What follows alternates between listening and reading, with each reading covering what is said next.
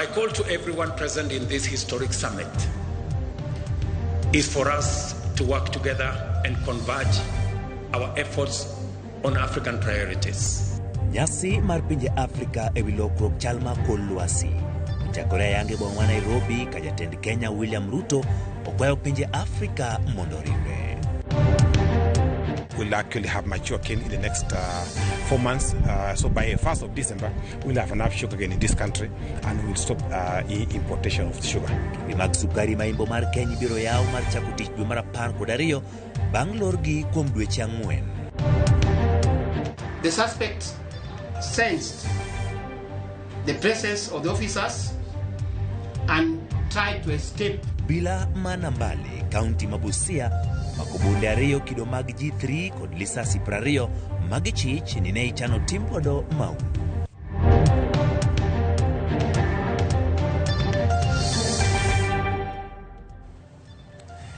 Nyakoro mgajwang bang' miel kendo chamo kek mar higni 20 mar nyakalondo mar RAMOGI FM. Thuolo kendo nitiere mar mondo mi weche manyien e chenro mar ka gi kacha. Nyinga Ochieng Emmanuel bed kode chakruok nyaka giko. Piny owacho jiwo jogo ma hikgi osechopo 7, jogo modak kod ng'ol kod nyithind kiye mondo wuog oko mondo mi ondikre e chenro mar Inua Jamii makoro dhi nyime kaunti ma Migori. County Commissioner County ma Migori David Gitonga ka achiel kod apisas mochung' ne ngima oganda social protection e kaunti ma Migori mano betia mondi wacho ni chenro mandikruok dhi nyime makare sub counties duto e kaunti ma Migori kendo gijiwo oganda mondo rwak chenro ni. Gitonga wacho ni piny owacho dwaro neno ni jogo duto ma hikgi oingo 70 kata romo 70 mantiere kod ng'ol kod nyithind kiye ondike bo chenro mar Inua Jamii mondo giyud omenda maromo Sh2,000 kowuok kuom piny owacho dwe ka dwe. Magibiro e kinde ma riwruoge mag oganda e kaunti ma Migori dwaro mondo chenro mandikruok oter nyaka e kor gwenge mondo jogo ma igeto e chenro ni oyud yot. Jagoro mar riwruok mar oganda mong'ere kaka Migori Civil Society Forum Titus Orwa dwaro mondo chenro mar chudo mar jodongo mondike Inua Jamii otim ka okale simu kata oternegi omenda machiegni kodgi. Since we don't have a number, it is mass registration. But for the persons with severe disability and the orphans and vulnerable program, we have targeted numbers which will be shared with the sub-counties officers, and we are able to get these numbers. The cabinet made a decision to ensure that they recruit 500,000 additional people to the Inua Jamii program. So what I can say that we're targeting people over 70 years, 70 and above. Kik ng'at moro mose tieko higni 7 kadhi mbele we moko ndiki. To ka nitiere kwan moro ma sirikal ogoyo ni ina constituency gidwaro joma kama, ina ward gidwaro joma kama, kwano no kik tigo nikech ka oti kode to dhi oyud ka jimoko nitiere ward mang'eny gin gidhi dong gidhi kanye. Jaduong' ma namba mare mar simu ni e nyinge mar Safaricom ng'ani yorne pesa ne e simbe direct mondo ginene pesa modhi tiyo godo kor ka wuoth kik cham pesa na ni te. Kaudhi County ma Vihiga obila ma emuhae County no ma Vihiga osiako timo nonro e wilal mar Joaramolo e bomano. Bernard Alubale ma en jao hala mar duka ma weche tudruok e mbui kata cyber cafe wachore ne olal ndalo 4 ma okalo. Anyuola mare wacho ni gisetemo mar tudruok kode e yo mar simu kata kamano pok giyude ka simbe mage koro olor. Ka giloso gi jofwambo tok ndiko dhogi e sendo bila anyuola jao hala no majegni 32 koro kwayo ng'ata madibed kod wach ka otenore kod lal mare mar wuodgi no mondo mi ochwal negi. Thursday ndo nimepata ripoti kuwa Bernard Alubale mwenye ni bradangu amepotea. Mimi kama dadake nilichukua jukumu ya kutoka kwenda mpaka penye anafanyia kazi. Kufika hapo nikajaribu kuuliza, nikaambiwa ni ukweli alipotea, haonekani na hajaonekana pia. Nikaenda penye anaishi, bado nikapewa ripoti tu hajaonekana hapo na wala hakulala hapo.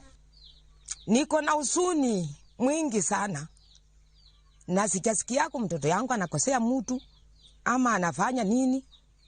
Sijasikia tangu aishi huko kwenye anafanyia kazi. Niko na huzuni. Ndio naomba usaidizi kutokana kwa serikali au njia yoyote ile mtu anaweza kumuona, tafadhali atujulishe tupate njia ya kumuona. Naomba sana. Kapodwa ntiere gwenge magimbo mar Kenya, pisas magobile bomama Nambale County Mabusia ong'wano bunde ariyo kido mag G3 kod magena prariyo kod ariyo kagimako achich achiel mawachore ni ne en apisa kidieny mar GSU mane ochunge tich. Kaluwore kod OCPD gwengego George Ongozi, achijno ne omaki kod apisas mag okwach kich kendo yudo bunde mane okwalo kata gunia kendo pando machiegni kod aora Masio. Ongozi wacho ni bundego kaachiel kod magena gin mago manogol lipot ni ne okwale kambi moro mar apisas mag GSU gwenge ma Kopsiro, Mount Elgon jumbe ariyo mokadho. Kachijno yango kaka mano chunge tich kanitude kod weche mag kuo kod njore mamoko. Olero ni obira no biro chwale e nyimdo to kanonro setieki. The suspect sensed the presence of the officers and tried to escape to the nearby sugar plantation. He was arrested at around 10:00 hours. After interrogation, he led the team to where he headed the two G3 rivals near River Suo bank, approximately 500 meters from his home. It was established that the two rifles were found in a Manila. As we can see, the service number is for the ex-GSU officers.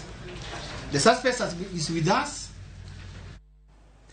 Kaudhi County ma Kisii, apisas magobile county no medo puoyo kang ma jotendgi ne okao mar kelo gi kanyakla gi ageto mar miyo gi puonj motenore kod ngima kod kedo kod dangni mag paro, weche mag pek mag ngima. Chendo makama mano bagi Kisii ne okelo kanyakla apisas magobila kidieny mar CIPU ka gichiwo thuolo ne apisas chiwo pachgi okenge mag paro ni nyalo tigo do kedo kod midhiero go. Jokanyo kama oting'o jochiw hocho mawuok e kar thieth ma Kisii nojiwogi mondo giwuog oko kendo loso e kinde magin gi dangni mag paro kendo manyo hocho e kinde machon mar duoko piny kwan lipode mag kao ngima e kindgi. So that we can share, we can catch up, we can bond out of the normal working routine. And we believe that such kind of events allow our officers to share their experiences. It allows them to share what they think is not working well with them. This is a synergy session whereby members are able to come and bond and meet together, and I spoke particularly on mental wellness because there's no health without mental health.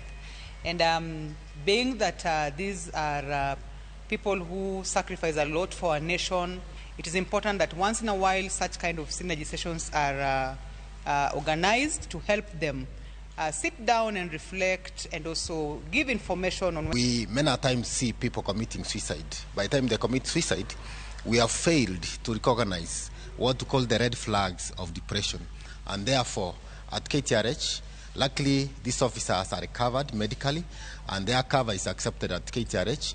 We have enough personnel on mental health. We have psychologists, we have psychiatrists, and we have a unit that is able to address their issues. Kembe sukari imbo mar Kenya biro chako tiyo kendo dwe mar 10 kod 2 higani. Maen ler mogol kod jakom duol ma chiemo e pacho kaendi Cornel Serem bang' piny owacho ni chungo chenro mar rego sukari moko kuom kembe mayudore imbo mar Kenya kuom dweche 4 ma kaluwore gi kwayo mar jakom mochung' ne pitho mag olembe Cornel ma bende wacho ni loro mar kembe go notimore kaluwore ni jopur mathoth beto niang' kapok otegno gino maketho ber gi nengo mar sukari. Serem osingo ne jopur ni bang' chako tiyo mag kembe go jopur biro do chudo margi ma ok lew kendo ni gibiro chungo golo sukari e pinje maoko kaka yor chiwo thuolo ne jopur mathurka jiwo pur kendo medo yuto margi.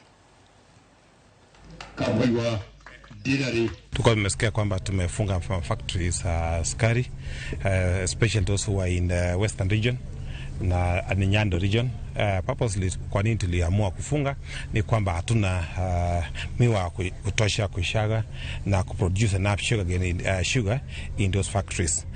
Quite a number of factories were processing immature sugarcane, which we felt that they were actually doing much on production of molasses and ethanol, which is not what we have the cane or intended purpose. If we do close for 4 months, quite a number of acreage will actually have mature cane in the next 4 months. So by 1st of December, we'll have enough sugar cane in this country and we'll stop importation of sugar. Weche mag siasa jagoro mar UDA Cleophas Malalo ko jatend duond bura mar ANC Musalia Mudavadi to kod nyawadgi ma Ford Kenya Moses Wetangula mondo wuo kod duond buchego kendo riwore kod UDA. Malala wacho ni riwruok margi kod UDA biro jiwo kendo tego siasa e gwenge mag Gimbo mar Kenya kendo keto gi lwasi mar yudo chenro kowuok kuom piny owacho. Magi biro tok jagoro maduong' mar ANC Omboko Milemba ne chung' motegno ni duond burano ok bi wuo kendo ni giikore mar chenro mar ndiko jokanyo mar tego ANC motelo ne siasa mag yiero mabiro. Karibu kwa chama. Najiunga na chama la serikali. Sitaki kutaja jina lakini kuna chama hapa mnajua. Party leader ni clan moja. Secretary General clan moja. Woman leader clan moja. Sasa biashara gani hiyo mnadanganyana ati mnaweza kuwa president? Mmetoka tu hapo, mmetoka tu kwa kina party leader ni pale, kwa kina woman leader ni pale, kwa kina secretary general ni pale. Ati mtaka kuwa rais wa Jamhuri ya Kenya. Ninyi watu wa Vihiga muamke bana. Sasa chama ikiwa chama ya Vihiga peke yake na Vihiga ndio the smallest county. Tena mnakuwa na chama yenu smallest. Sasa hiyo ni sarakasi tu mnadanganyana. Kwa hiyo sarakasi yenu yote the end results one family or two families zina benefit an entire community mnazama. Why? Sisi tugie kwa UDA. Jalup jatend piny Kenya Rigathi Gachagua wacho ni Kenya biro tiyo kanyakla gi riwruok pinje joarabu mar konyo jolo chenro mar pidho jopuonjre e skunde ma pacho ka. Kano lose seche mano rwako jatend migawo mochung' ne alwore pinje joarabu kata United Arab Emirates Mariam Al-Mehiri e Annex Harambee House Nairobi. Gachagua nowacho ni riwruog pinje nigi winjruok makare gi Kenya ka koro gigeto tiyo kanyakla e bwo chenro machiwo chiemo e skunde mathurka mong'ere kaka school feeding program. Nowacho ni Kenya dwa luwo ling'any mar pinje ma kamago masani osketo kenge ma koro konyo jopuonjre duto yudo chiemo ka gin e skunde. Olero ni Kenya geto medo kwan jopuonjre ma yudo chiemo e skunde kowuok 1.8 nyaka 10 kochopo higa ma 2030. Gachagua wacho ni chenro ma kamano nyalo biro medo kwan jopuonjre kuonde somo mathurka. Jatend migawono nopako Kenya kuom siro romo maloso korka lokruok e futo Mariam kor lwasi.